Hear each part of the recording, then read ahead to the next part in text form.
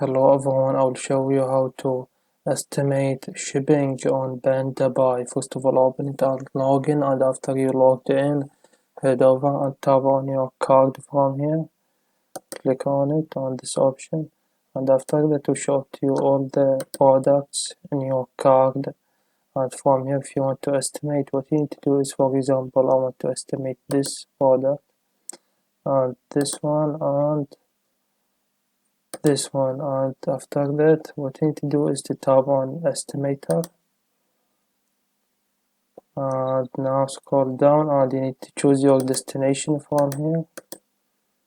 I'll choose USA, and after that tap on inquire, and he said please select product, and I will select from here all products, and after that tap on inquire,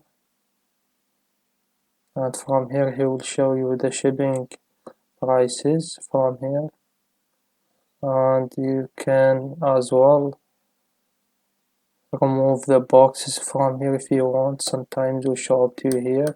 Disable it, and the prices, and get back and tap on inquire, and the prices of the shipping will be changed. And basically that's it. This is how we do it. Please leave a like on the video, and if this video helped you out, subscribe to our channel. Thank you for watching.